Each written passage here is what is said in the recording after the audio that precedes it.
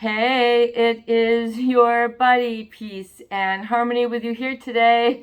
Much love going out to all the beautiful, empowered harmonizers. I hope you've been doing great. We are zooming in and focusing in on a great viewer question, and that is the narcissist and being cheap.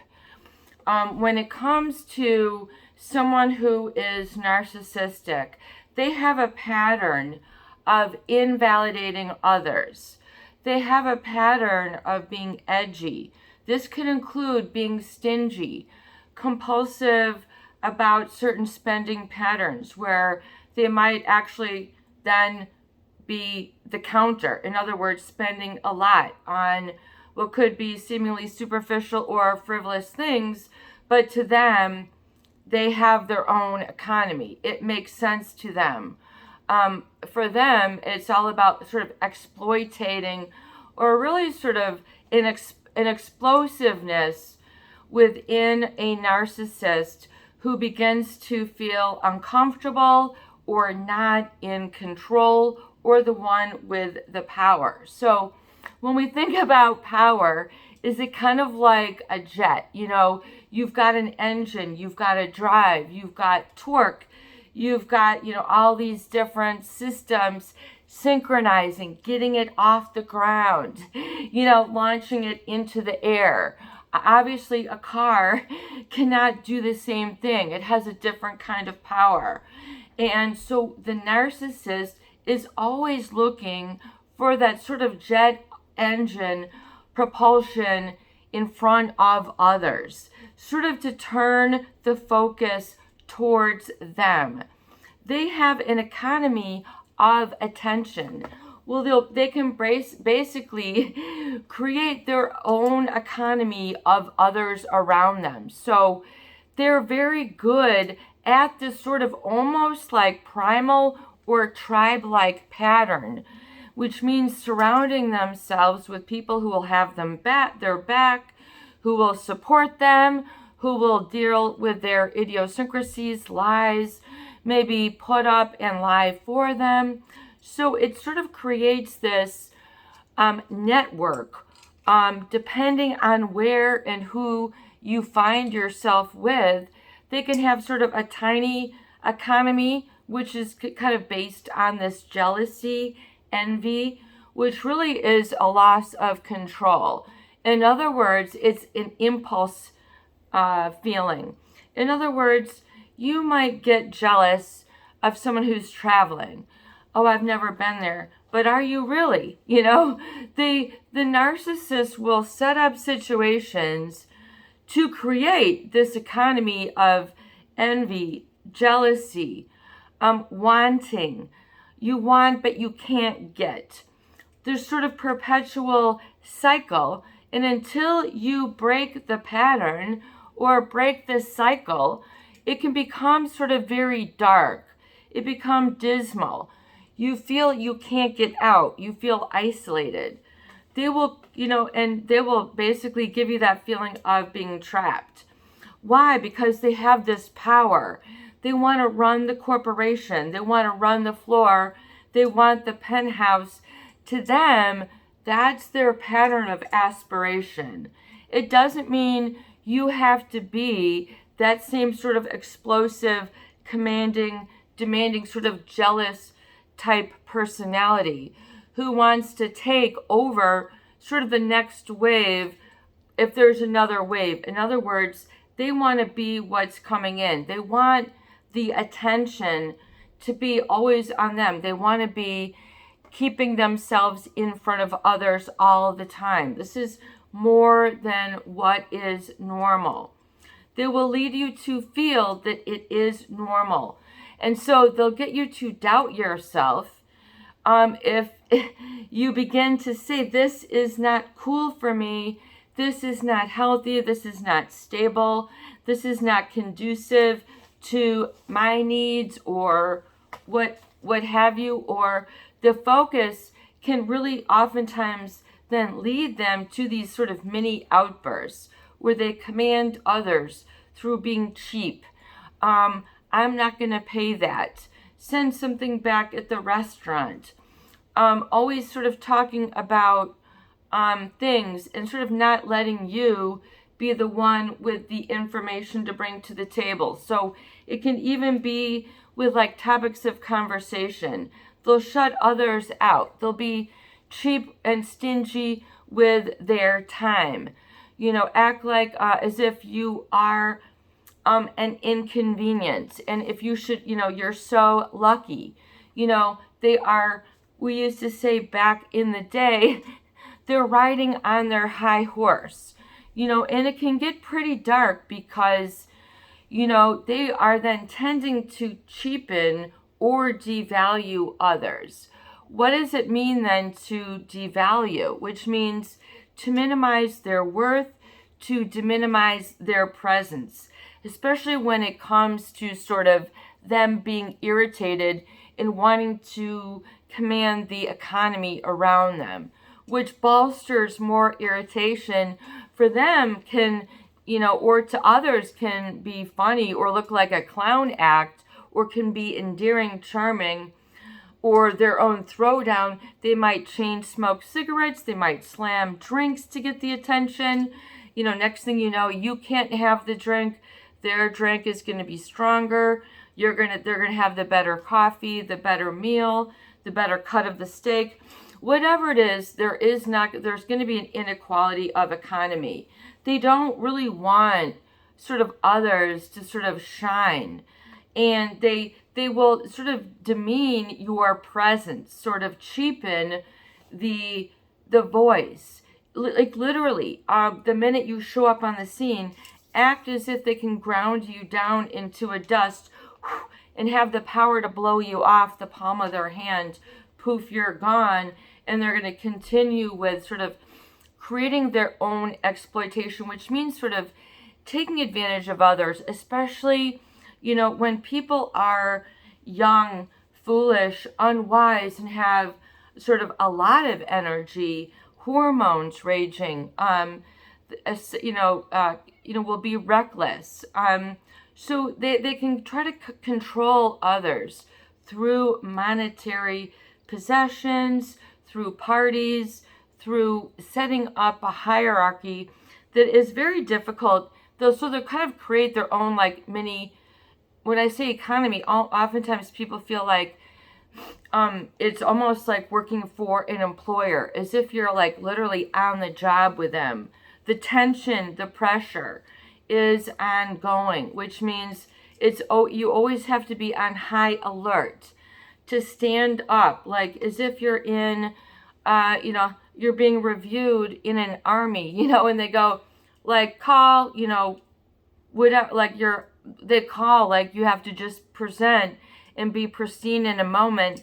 And if you're just human, which they then in their economy, to be human is abnormal, which means to be content, to have humanity, to be humane, to not have to cheat or be better than others, to not constantly be distracted by the propulsion, energy, or doings of others, to not be worried, to not have worry warts, like to not have gray hair, to not be worried that you are not good enough. So there's a real sickness or abnormality when we say, and I always say here on the channel, you can be in proximity to these people because there's a toxicity of energy around. Just like you can talk about a grocery store that you go into that you like, which is really cool and laid back,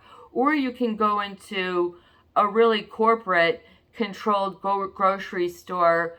Everything is sort of mechanized, everything is out of the freezer, everything is cut to precision, no crumb. You're not getting a deal because everything is cut to 1 ounce bites. Now everything is, packed with all this air. And then if you get these smaller things for the same price, you can see the culture or economy of scale that a lot of these different grocers, and these, so remember that in organization, and I do sort of talk about these parallels, but realize that in organization or a store, a grocery store, a clothing store, a farmer's market, a employer, a family, they all sort of have or will develop a culture, which means a routine or way of doing things. And sometimes you can be the one who's elbowed in the gut, gonged out, kicked out, left out. You didn't get the message. Oops, the car left without you. Oops, you didn't get the email, the text. You weren't quick enough. They will make it literally impossible for you to keep up in their sort of, economy. And that includes sort of the proximity. So they're wanting to lure a number of people in as a result of this pattern, which is, a lack of empathy. So just because these people have mass parties, charades, round the world, drinks in 6 floors, whatever it is, as an adult, you kind of want to settle down and sort of mellow out of this. But these people tend to party on like it's Prince 1999, and they oftentimes want to be as thin or as good looking or as bad guy, bad girl. Have you seen that bad boy? They'll get plastic surgery. They'll color their hair to colors that just don't even match.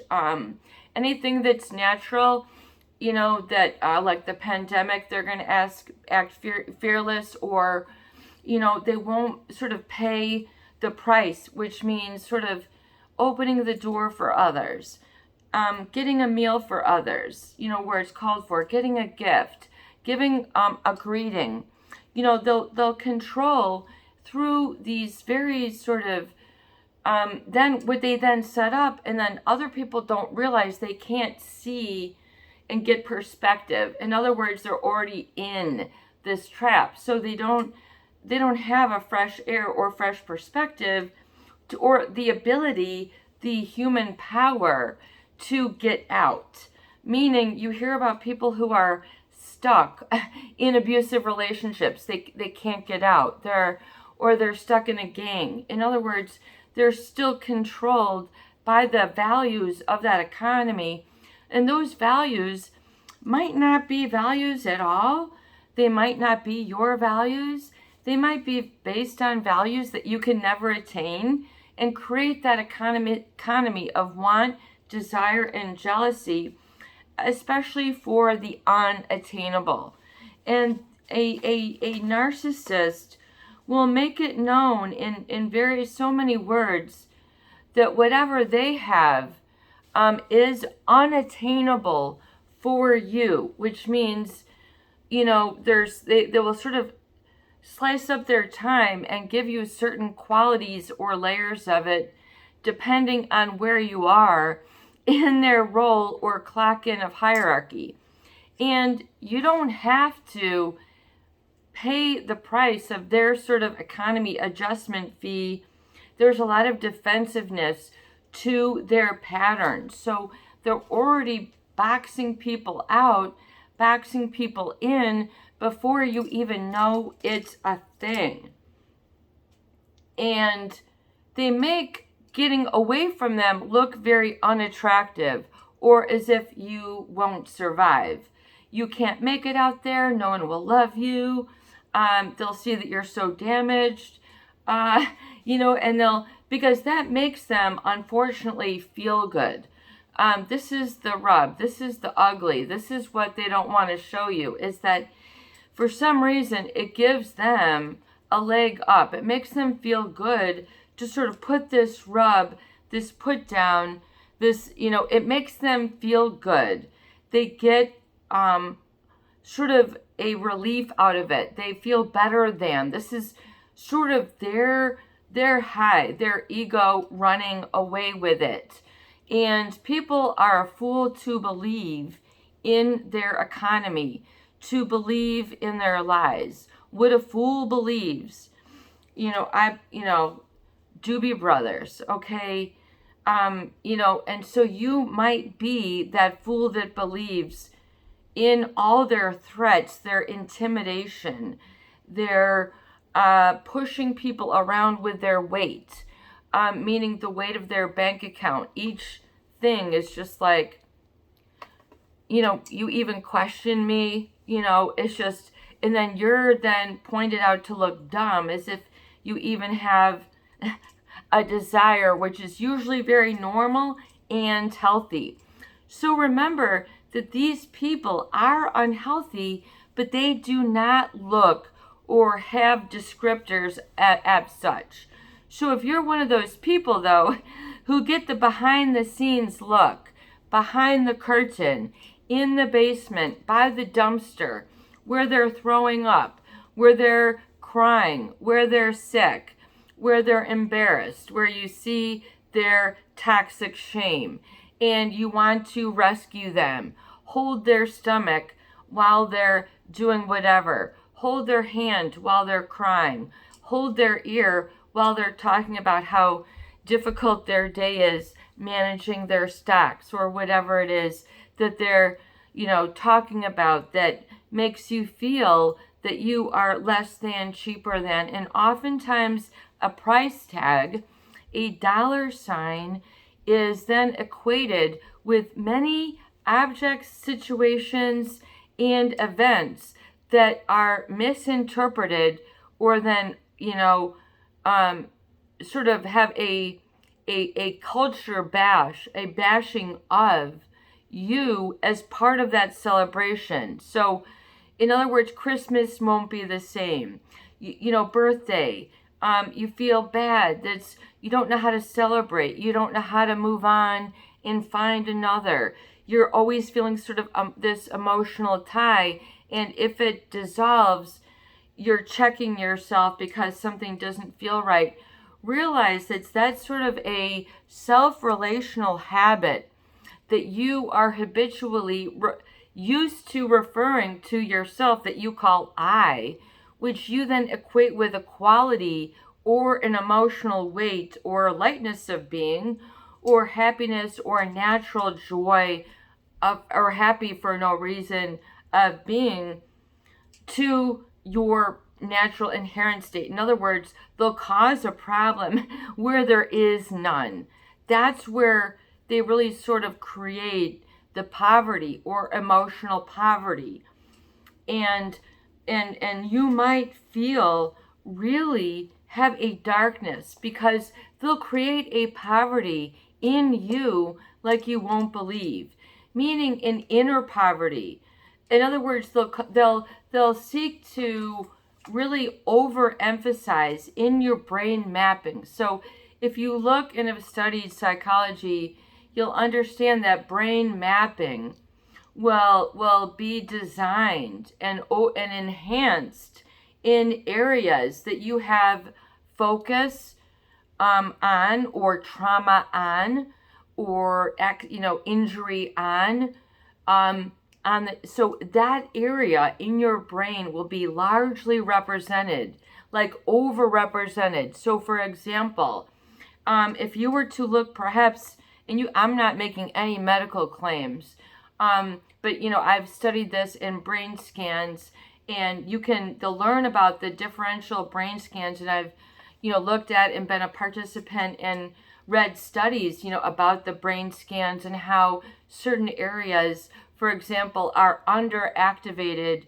in a psychopath, like the amygdala, the fear base. So they don't have literally the physical representation that gives them the feeling of fear. So it's a similar thing in people who have been around these people who have devalued them. So being cheap, so they'll always try to sort of steal the thunder or create fear, and you might misrepresent fear as just doing your job, just showing up. You're there for breakfast.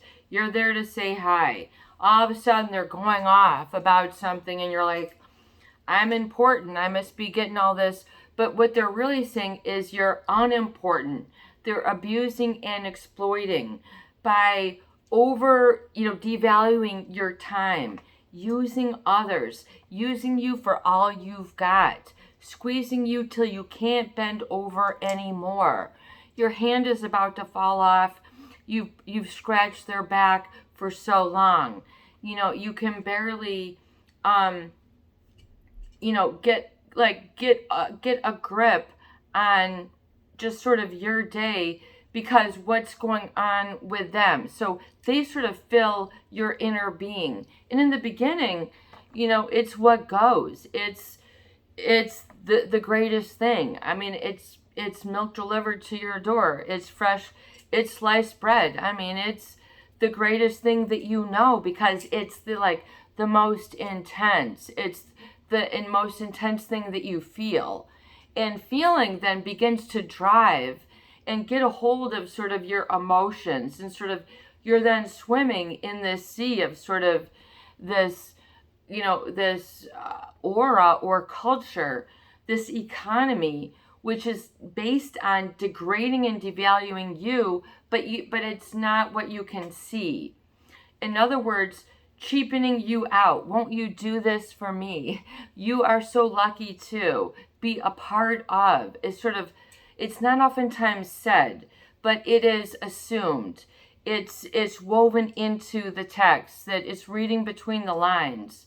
You're not a good cook. You don't have as good a and so you don't even get the experience of the presence of being sort of yourself, that internal, what we call as your internal locus of control. So there begins to be a really severe external locus of control driving your life that's mapped out like a GPS, like it's plugged in for the destination.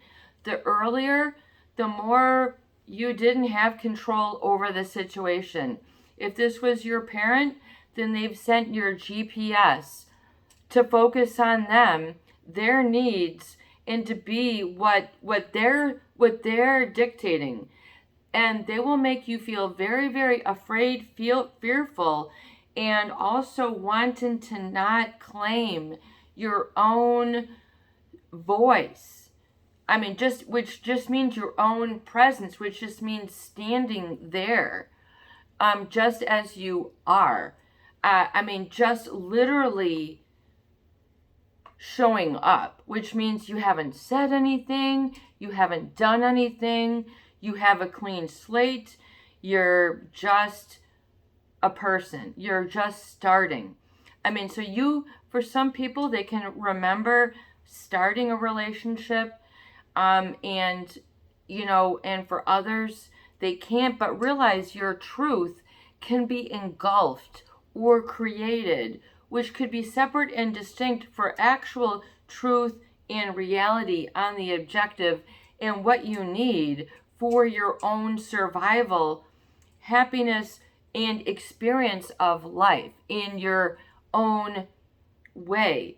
Frank Sinatra, I did it my way, but not to be only your way, like to the point of degrading, annihilating, or silencing or oppressing others. Just putting sort of a blanket of emotional hush that sort of devalues your own, what I call your emotional real estate. Just saying, what? This whole neighborhood of you, nope, the housing market that is you ain't worth nothing. Market ain't going to go up. So you might as well call it quits. You got squat, basically. And that's a pretty scary message for someone to receive, especially if you're like 1, 2, 3, 4, and for some, this might be the norm. This might be a multi-generational way of referring to kids or, one of the sex or whatever. You just might be, this might be the way, and it's okay to not agree with being abused, to being told to go take a squat, to go pound sand, pound dirt, whatever, to go leave.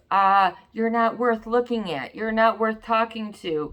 You're not worth giving a high five. How's your day? What's going on with you? What are you interested in? You don't get the full experience of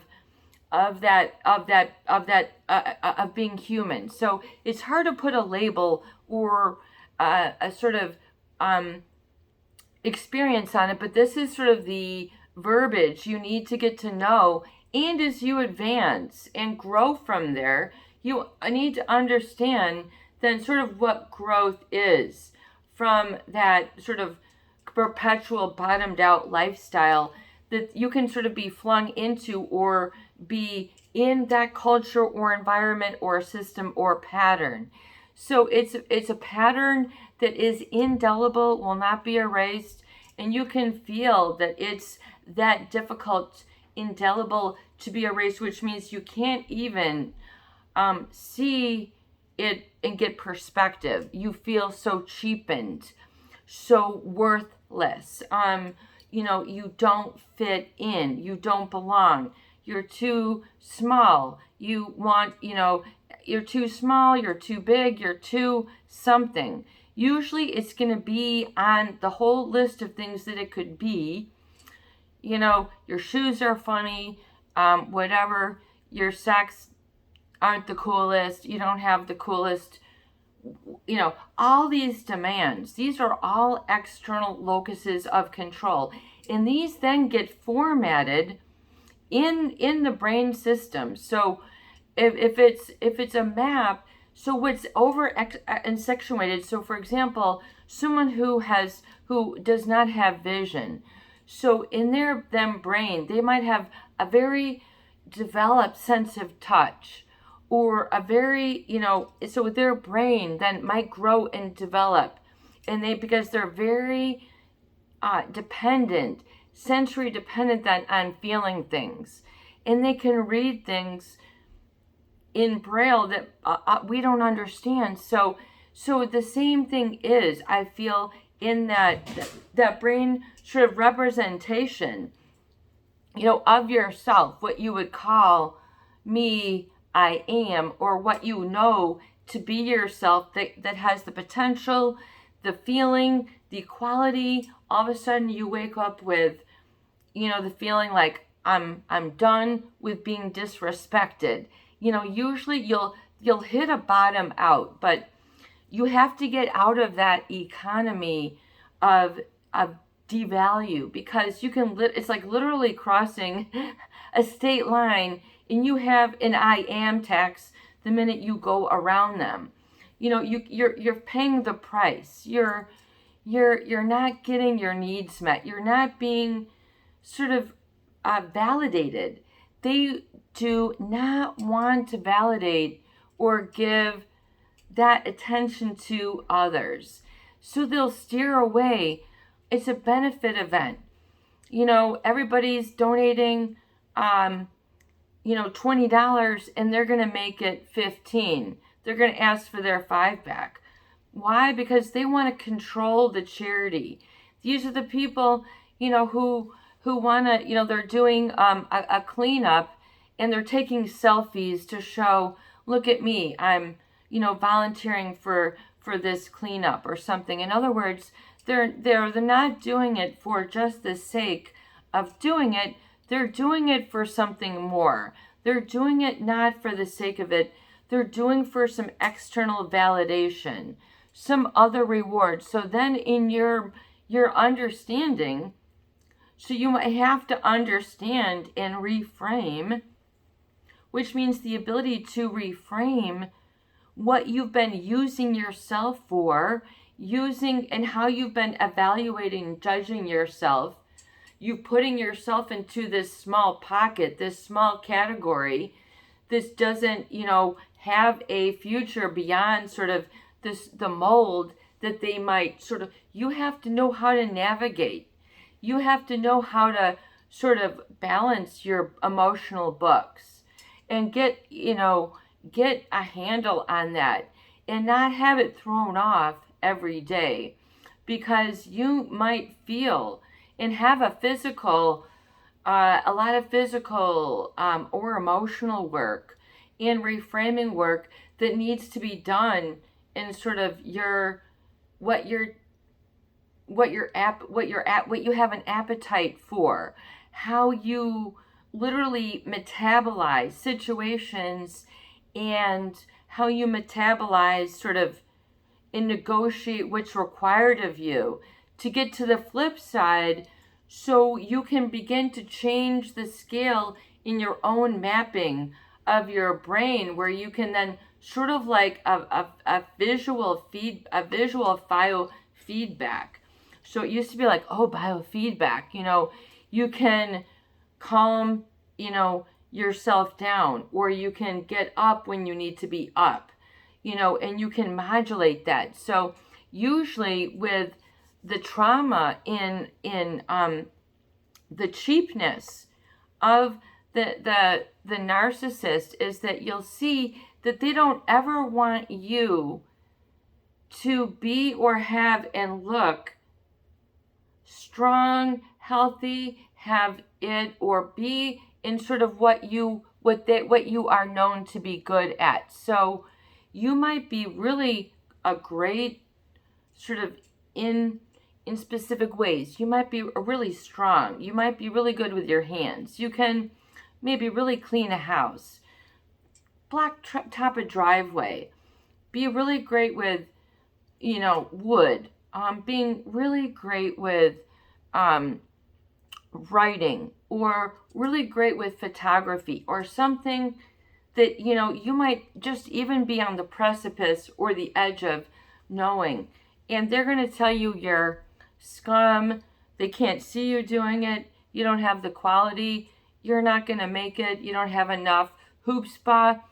And then so, because if you have that external locus of control, which means you're controlled then by the feedback situations and validation of others, versus having, and that economy and all that then goes along with that, in keeping your own ledger, your own, what you even pursue, attend, focus on, develop for yourself.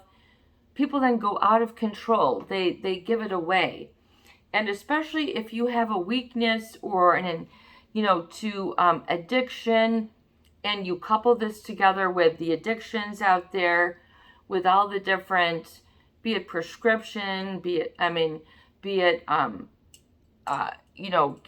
the other texting addictions, all the other addictions, people, and then it becomes the norm, and then you can't really check out.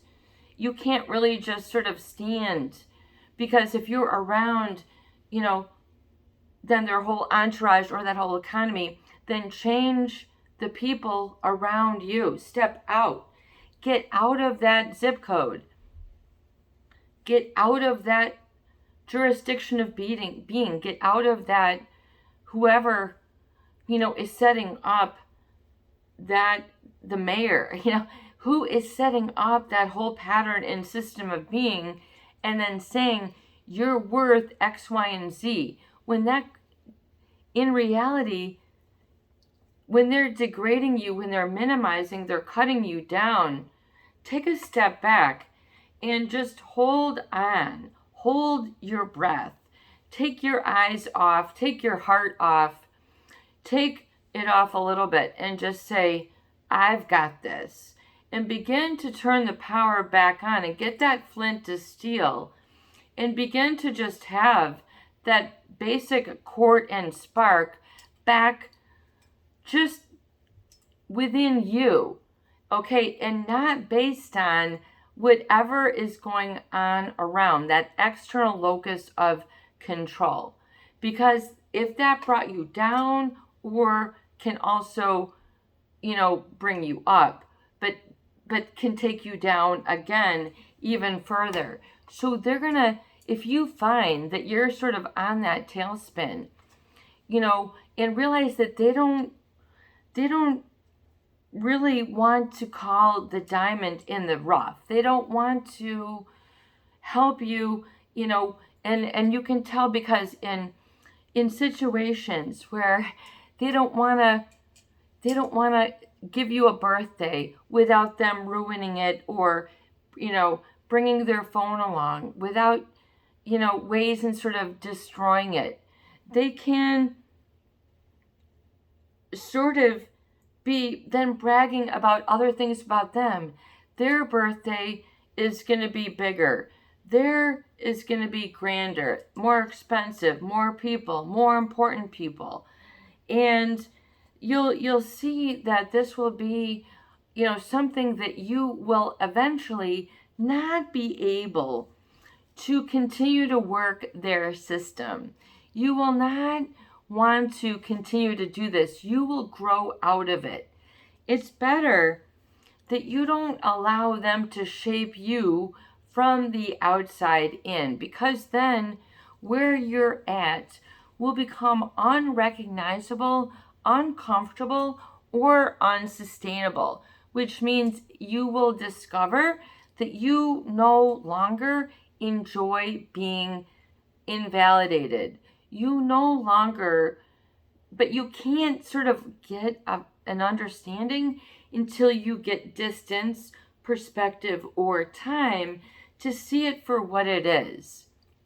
Okay? And for you to realize that there is some other okayness for you to have without having to defend and justify, which means constantly being on the guard, constantly being graded, being judged, being told what to do, how good you are not.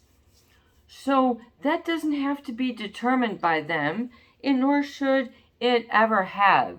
But if it ever worked out for you, then, the narcissist, you see, that's how they want to work and play the system. So that might be beneficial for them, but they will oftentimes use and burn others in the process.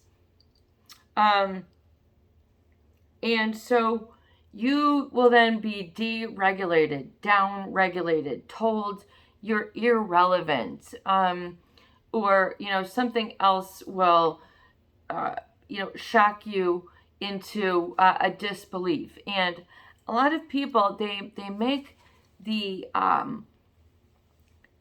judgment that maybe they just have to try harder, that maybe they are right, that maybe, and then you'll see that then people try to do and to take care of them in all the wrong ways. They do things to usually impress or make sure that they get that validation, which is that emotional transaction. There becomes a very difficult emotional transaction, which usually then becomes, that you're not good enough, and they want to then, there's some sort of exposure. They will usually then, just say that their demands are too great, that they can't just sort of be as is. They always have to have the funny kink. That is their kink. Let them have all their problems and a bag of chips too. Let them have it. Let them have their way of life. You don't need to burn out, stress out, to impress them, because it'll never really matter. And it won't really matter to you, because you'll end up finding that you are set up for demands that aren't even about you or meant to impress people that aren't going to be impressed by you. In other words, they're going to set you up to sort of go through that up and down, what I call sort of a casino lifestyle, where, you might win it some days, you might lose it, you might win it, and they'll always sort of keep you coming back. Here's your consolation prize. Here's a hug. You did all that and you get a hug, and you get some sort of consolation, or, and then they're going to continue with sort of this show and tell life. You don't have to be a show and tell person. You don't have to take a vacation for putting it on Instagram, Facebook, part of this.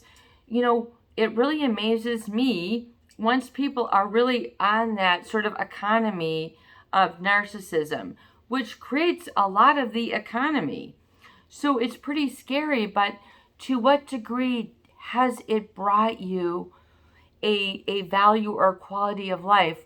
Or are you pining and wondering for that within so you don't tank emotionally? Here they go, and then you're tanking emotionally.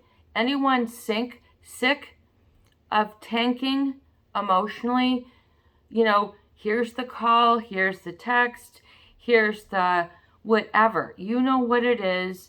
And what's really interesting is that whole experience changes when they change, when they are not there, rather. So in other words, if you have time, you can see then how disruptive. These are your disruptors. So, there's always market disruptors. That in marketing, I was in a wonderful experience in like new product development, tagline creation, advertising. Some of the blastiest blast of life I've had was working with those awesome creative minds in our creative brainstorming groups, going and doing these awesome corporate, gigs and that sort of thing. And so for them, so where I am interested in is innovation and sort of to make things better, healthier, in other words, for the good, but there's a lot of people who really don't care if it's bad for you, the environment, or anybody else. They really don't have a warm bone in their They don't have a warm bone in their body, okay? They do not care if oceans are filled with toxic sludge and precious reefs are destroyed forever that can never be scubaed again, or you can never get there.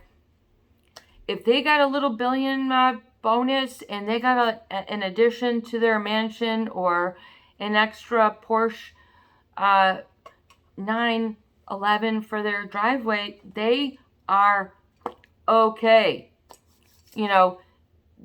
It's just business as usual for them. And a lot of people cannot keep up. A lot of people can't take it anymore. They get burned out. They quit the job. I cannot work 80 hours a week under this pressure. I'm tapping out. I can't live like this. I can't be treated like this. I don't degrade my physical being. I am not going to get sick for this. People end up depriving themselves of sleep, of doctor visits, of dental visits, and they get a life out of balance. And when you're in this sort of economic or emotional imbalance, really, it's very difficult to get it back. It's kind of like the market. If you play the stock market, and you might, have a really volatile market where it bottoms out and you lose 50% of your portfolio, it's going to take a lot of time to get that back. So it's a similar thing for you to rebound emotionally. So you have to give yourself the courtesy of self-respect to realize that what you're doing here is you're remapping according to your security now, in your desire to sort of check out from that burnout lifestyle, from that, like, I'm based on these other things which really don't have any value but appear to be magnified to be so important to the narcissist, the show and tell, and you don't want to go to show and tell. Sometimes it's okay to just get together and go for a hike. You don't have to have an anklet, a toe ring, a nose ring, an ear clip, all these other different things to impress them, do all these things. Don't you ever, want to just sometimes have someone be agreeable. But then the narcissist will generally devalue those sort of people who are agreeable, normal, work for a living, oh God, you got to work for a living, you have a normal, and they're just, they made it big some other way, and then so they see everybody else as on a pittance of a life.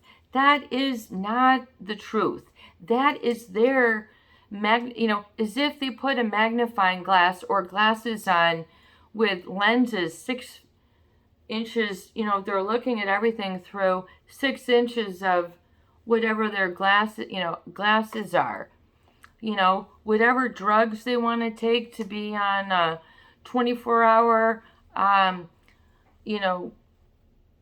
X page, you know what I'm talking about, the weekenders, whatever they think, they're going to say you can't keep up, you're not, whatever. It has nothing to do with objective reality. And that sometimes people own and call their I am. They have this so heavily formatted within that their own body has been calibrated, and oftentimes everything in their own judgment, their behavior, their own values have then been mismapped. They've gone to see all the wrong attractions, man. You saw the wrong stuff on your tour, you did not, or maybe there were some great things, but it doesn't mean that the tour has to stop. It doesn't mean that your I am doesn't have any get up and go, that you don't have enough focus to be able to travel, to do, to become, to take and learn, to find out about things that are of interest or that you are good at, and that is okay, or if not, that's okay too. If you are so used to being on that reactive measure, you have to realize and give yourself a break that a lot of your own physical physiology is going to be also given to that value system or devalue system.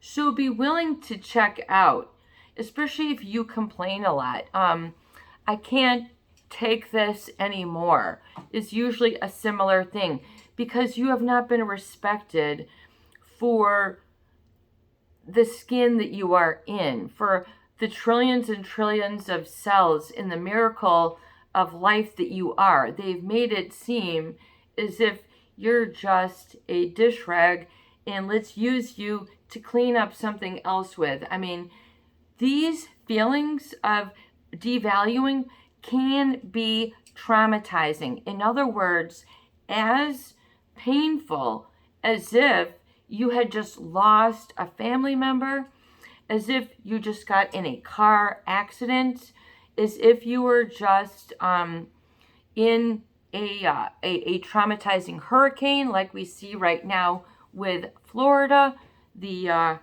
Ian is in, man. He took the shore and then some. This is sort of like a rage of, they're going to have the power. And devaluing you, you have to realize what it feels like. And oftentimes it's like what they will do is disempower, make you feel as if you as a person have no power, no value, as if what you value is not a value. Meaning, and the worst, and the most sad, meaning are things like family, like cuddling, like maybe having a pet. They will devalue.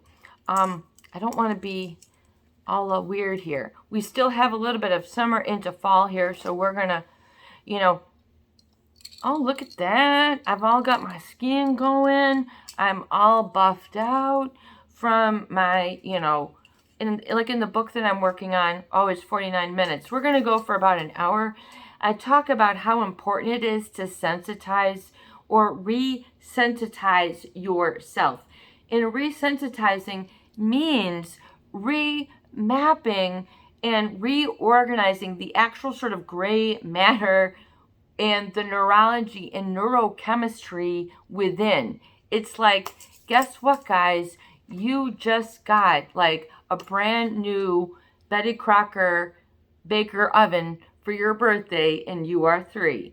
Even if you're a boy or a girl, you've got a whole new heating coil, heating element, excitement element, I am amazing element, that you can actually be your truth, not a false thing that you need to say, pretend, throw off the cuff, and you're not. I mean, it is so important to realize what the lay of the land has then done to you and produced within you and your life, because this can span entire stages of your life, which means your childhood, your teenage, your 20s, your 30s, your 40s, your 50s, and so it can really map out and tend to what I equate to like a trajectory. So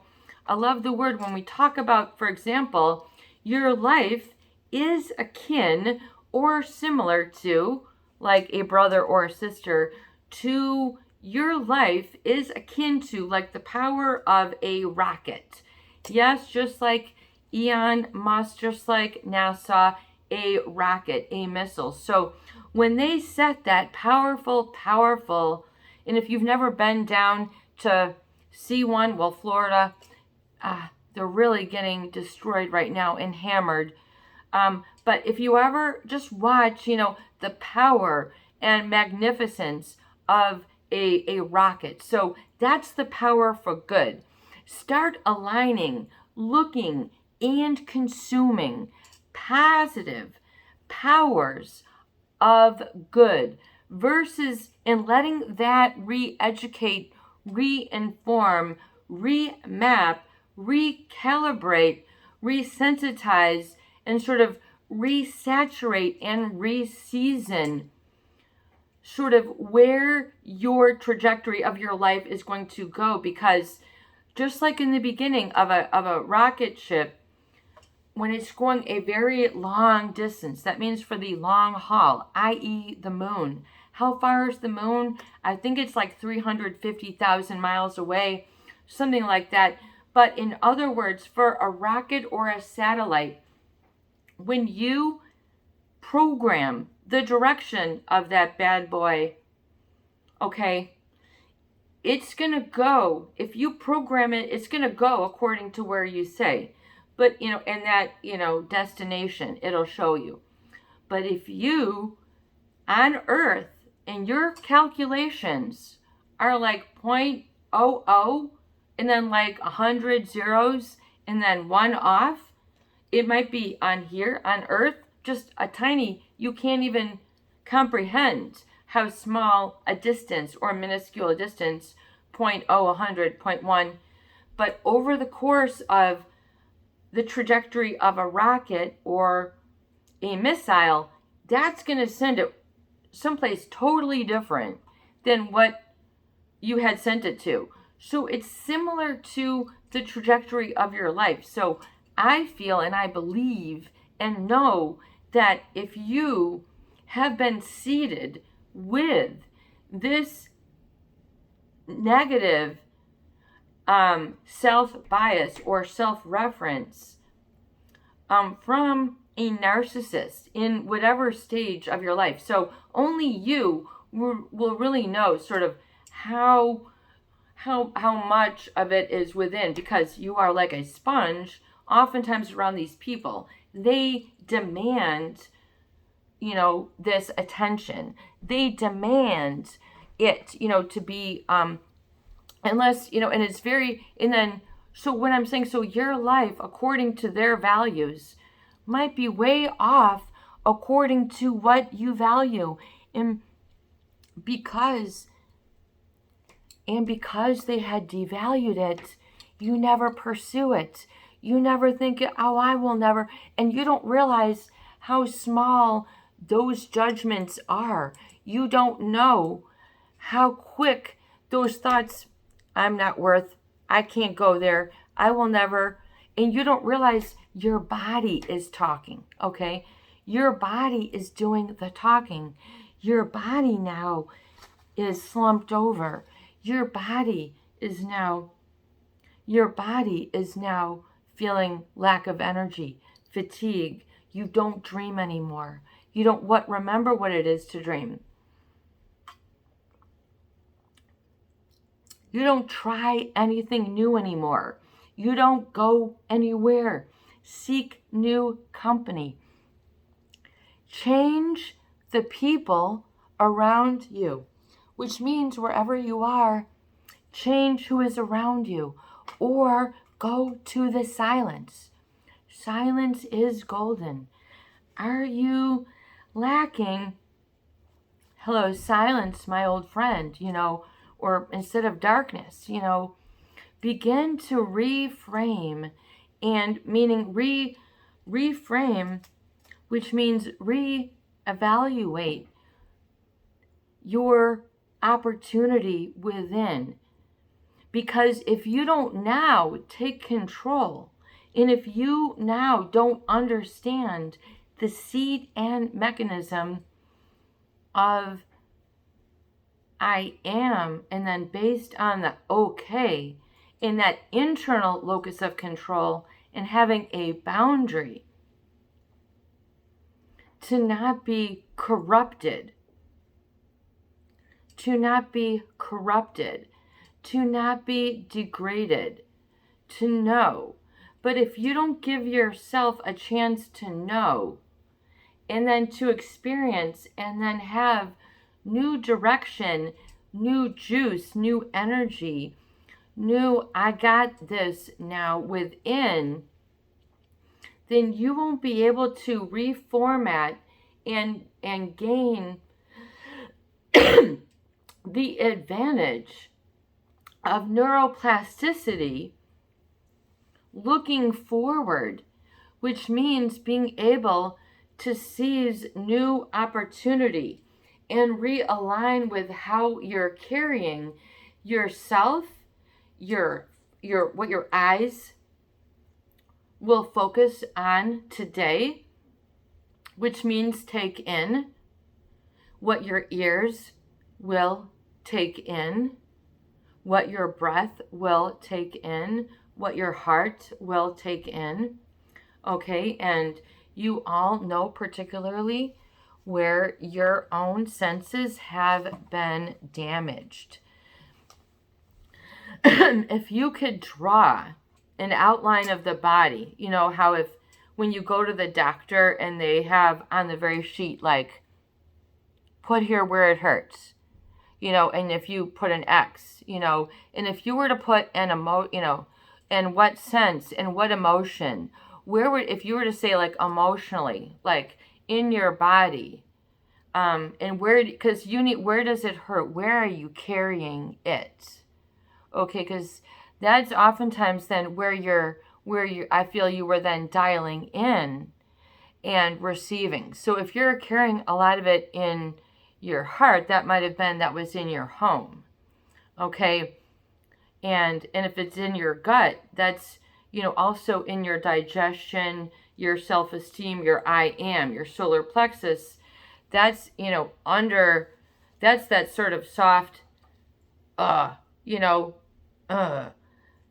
behind the belly button. That's, that's your I am. And oftentimes your self-esteem is seated there. And then deeper down, comes a lot of your more grounded energy that is very strong and powerful as well. But until you've done exercises to bring those new areas into refocus deliberately, which means on purpose, which means understanding your unique emotional needs now.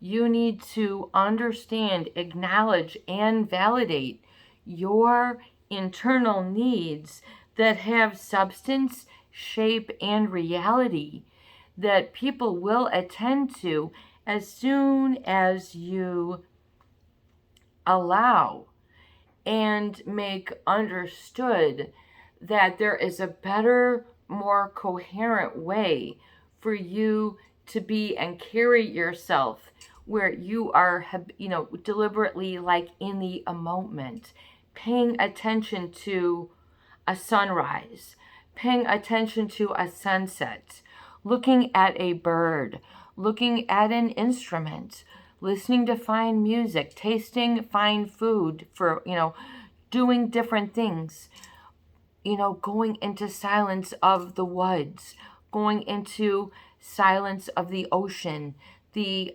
sparkle of the waves, different things that you can feed, nourish, and sustain.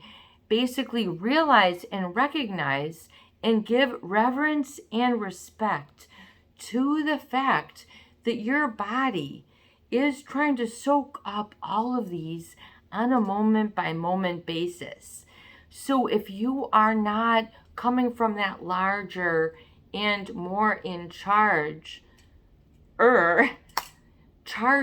like people are so consumed, charge your device, yada yada.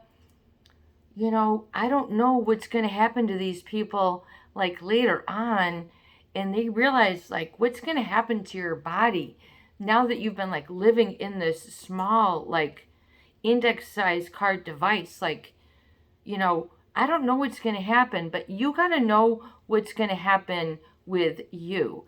You have to realize that you need and can schedule a moment, which means only sort of like in the privacy of these videos, when you can understand what empowerment uniquely feels like for you, meaning you're not degraded, you're not irritated, you're not told that you're a dumb dodo, you're not told that you're boring, not sexy, too predictable. It's the narcissist that is predictable.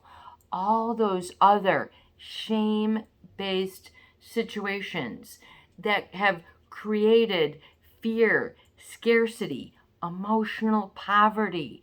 You could pull out your basically pockets and say, I'm emotionally distraught. Like the universal sign of poverty. You're pulling out your pockets. I don't got nothing, So they will make you feel that way. I don't have anything. That is a survival challenge, man. If you feel that bad boy, that bad girl has set you off to go the wrong direction.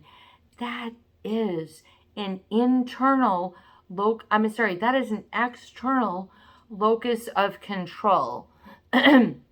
Realize and know how important it is for you to look at and experience and know the difference so you can take in a moment, which means like a special period of time that you put and schedule in your calendar. I'm going to take with a minimum of 2 hours, and you're going to just have an internal locus of control as it comes with regards to how you feel, what you attend to, what you spend your money on, what you feel drawn to, what you don't feel drawn to. If proving anything or trying to impress others weren't an issue, I would really love to feel like, and then even though it's been a stress to me, what I really need to do and de-stress and what it really needs to feel like is, and so you might need to get into these states and begin to cultivate it. Begin to cultivate it, which means to create a new culture within, which could be a different culture, okay, than the culture that was harming you, okay, and begin to say, no, thank you. Been there, done there, got the medical bill, been there, done that, paid the airline ticket, back there and back. So good to be home. So good to be me. So good to relax. So good. And if you can't say those things, then chances are there is something literally, physically, and emotionally in your way that you have then witnessed and have seen and have then maybe tried to make similar, a way for your own self to be like the narcissist. Like in other words, to get along, to survive, or to thrive, there had to be some entrainment, meaning some congruency, which means you were able to meet each other on this one place, like there, but maybe even there it was a little rocky. Well, what do you think rock and roll is about? Life is rocky. I think you got to keep rolling. But they can then say, you are disagreeable. So there might be all these like negative self-references that you need to get away from. I was talking about earlier about you can totally tell the difference, guys, when you resensitize yourself. Like, I didn't even bring it, man, but it is so important for you guys to just get this internal locus of control and get things crystal clear. I mean, to improve, like during your moment, your little 2-hour get together with yourself. What do you really want to do? To empower. So that means to really, get some chutzpah and I am strength, like back within. What do you really need to do? What do you really need to do? What does it need to feel like? And make sure you get that. Make sure you schedule that. Make sure you see that. Make sure then you keep that going, because it is only with repetition and experience will you be able to better strengthen that quality that you are now going to become witness to and allow to become more and a greater witness to on the day-to-day, moment by moment, hour to hour, okay? Allow progress to be in this area that is of importance to you. Allow that to reformat that area of your brain. So I know we jump around a little bit or a lot, but realize that there is a certain need within you that is going to need greater representation in your life, and you're going to need to be able to give yourself the space and the time to be able to see it and know it and claim it and schedule it in and allow that to be and to know that. So really make it a point to really write down some things in the privacy of these videos. When it comes to the narcissist in being cheap, okay, oftentimes there's a lot of hidden emotional fees, a lot of ways that you paid the price, not dollar-wise. So you're worth so much more than that dollar figure or whatever it is that they were trying to say was not worth it about you. That it is oftentimes that very issue that the narcissist is complained about you. It is their bad place that they are projecting onto others. They use a lot of projection. Meaning, what is their insecurity, they'll launch and place all over others through whatever they want to vomit emotionally, verbally, physically. And then a lot of people then get the misunderstanding that it is them that has all these different flaws, and then they end up shortcutting and shortchanging their very life. Don't let that be you. Don't shortchange your enjoyment, your joy, especially how you value yourself and what you have. Don't allow that to be skewed or devalued by any external locus of control. And stick with that again and again and again. You'll see, know, feel, believe, and live and grow in the difference. You got it. Have a beautiful day.